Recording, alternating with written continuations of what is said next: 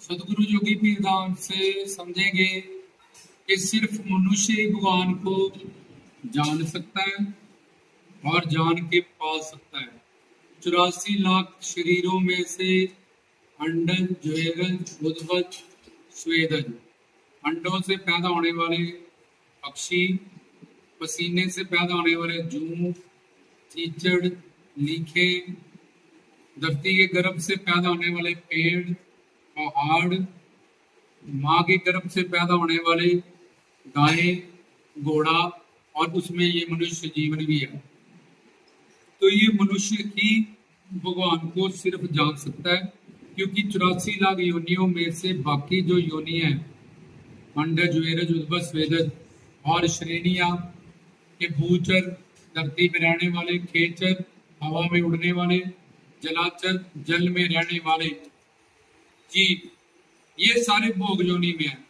और 84 लाख में से 4 लाख जो देवता स्वर्ग तक सीमित है, वो भी भोग योनि में। जब उनके पुण्य क्षीण हो जाएंगे फिर वो नर्क आएंगे, फिर 84 लाख में घूमेंगे।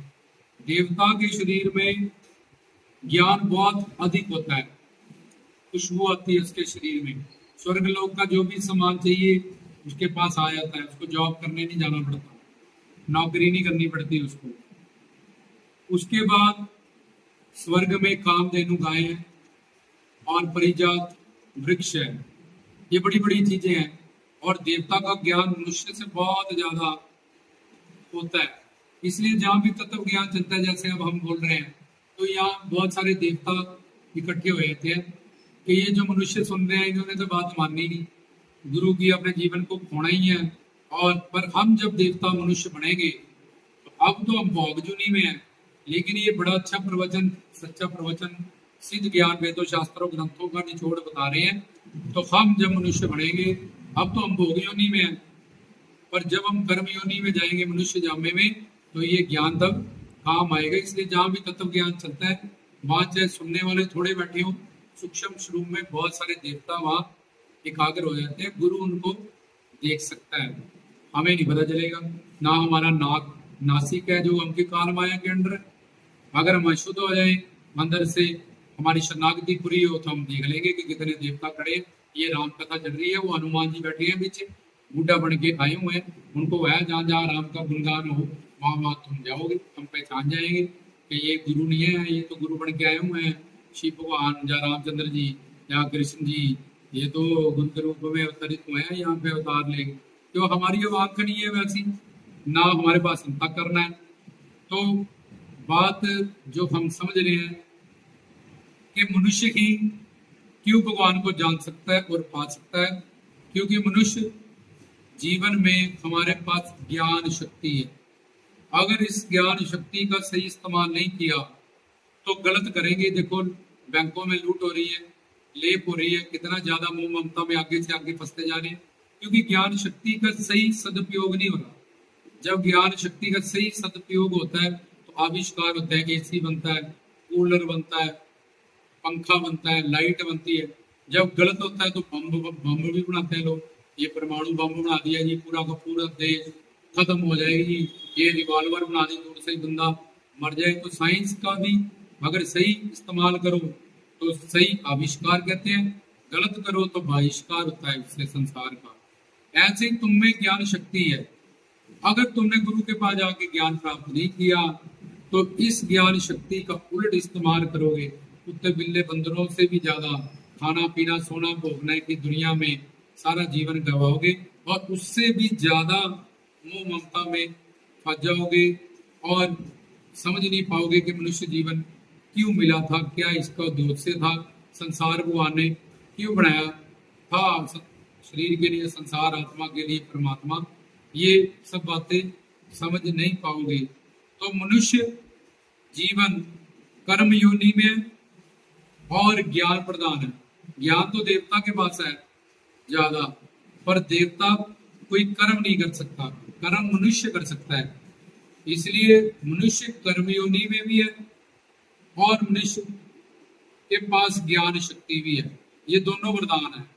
और ये नरचोला में प्रभु राम कृष्ण अवतार लेते हैं, संत महात्मा मनुष्य जामे को धारण करते हैं। देवी देवता इसको पाने को तरसते हैं।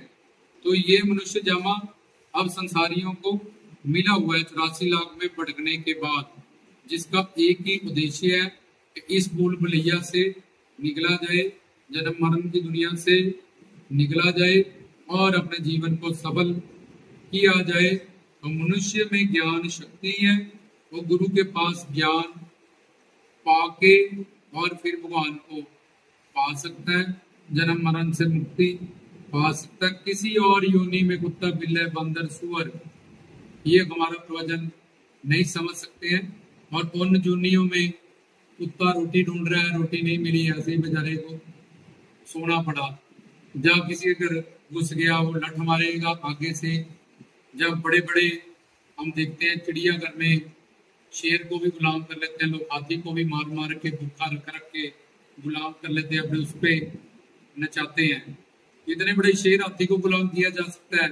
तो मनुष्य अपनी ज्ञान शक्ति का सही इस्तेमाल करके अपने आप को सही कर सकता है, ज्ञान पाके अपने जीवन को महान कर सकता है, और कर्म योनि में है, कर्म करके किसी भी लोग को प्रस्थान हो सकता है। तो ये मनुष्य जीवन एक वरदान है, और जिसको गुरु मिल जाए, प्रवचन मिल जाए, ज्ञान मिलने लग जाए, अपने कल्याण की भूख हो, अब तो उसका जीवन और गुरु पे पूरा निष्ठा श्रद्धा हो कि ये कोई अवतारी है, संत महात्मा है, इतना ज्ञान, इतने चमत्कार, इतनी रहमतें, जब सबको इनसे प्यार होता जा रहा है। संसार में तो ऐसा नहीं होता कोई तो इनमें खास चीज है। इन सब कुछ चीजों से हम उनको जज कर सकते हैं कि हाँ ये अवतार है।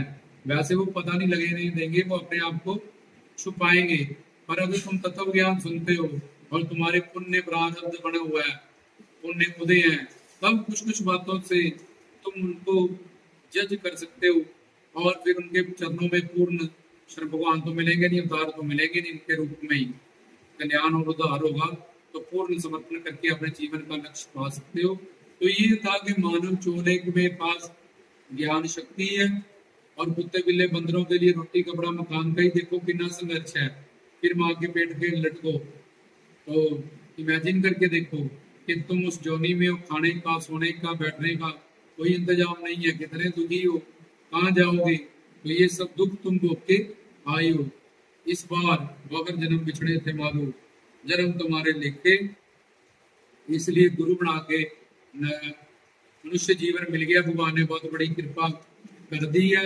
आप गुरु से ज्ञान पाओ। सिर्फ एक इसी शरीर में तुम्हारे पास अधिकार है कि तुम भगवान को जान सकते हो और भगवान को पा सकते हो, और इस 84 लाख की शरीर की दुनिया से बाहर निकल सकते हो।